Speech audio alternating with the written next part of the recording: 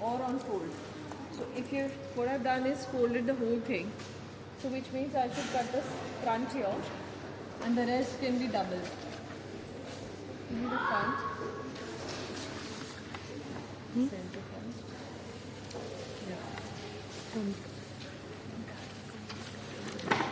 So I can place the center front here on the fold. Okay. Now it's best if you can keep the back aligned to the selvage.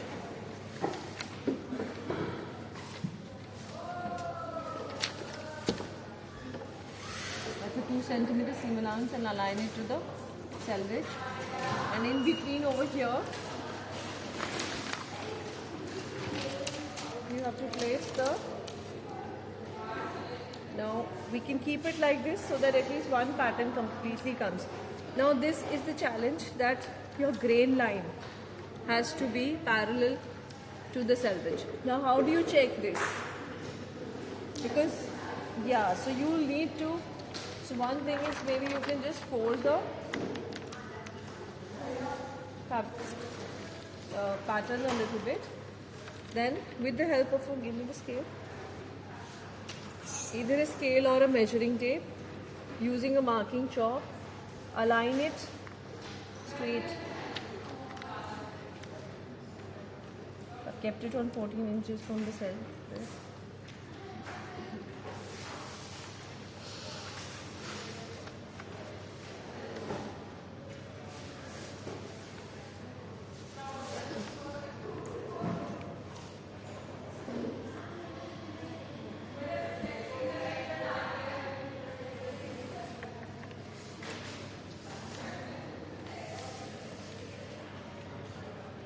First of all, your line has to be correct.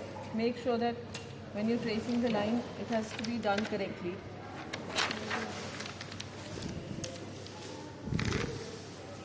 Okay. So one, of course, a pattern will be cut. So then you mark around it.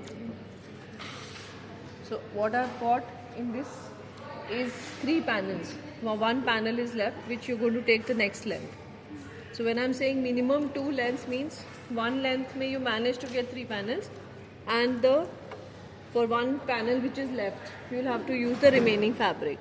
So that you can fold like lesser and cut it out so that you don't waste the entire width. So as suppose you were doing more than one piece. If you were doing a production of 10 pieces, then 3 panels would have fit here. In the next length, you would have been able to fit 1 panel of this and 2 more panels of the next dress that you're cutting. So the consumption gets divided. But for a sample, the consumption of this will be 2 times, at least 2 times of the length of this. And plus you will have the facing. So in the remaining part of the fabric, you'll be cutting the facing and fusing. So by the time you come next, I expect that you do this properly. Cut the fronts and the back, both the panels, front on fold, back on side.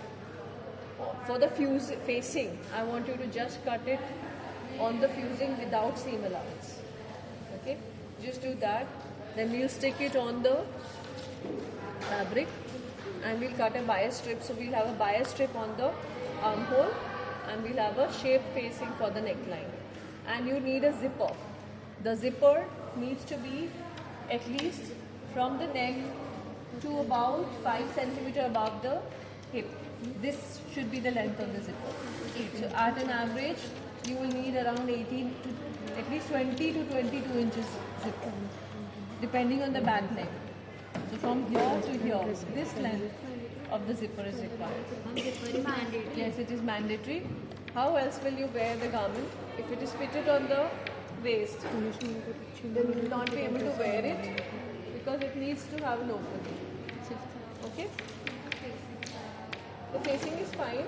What you need to do is just cut it without the seam.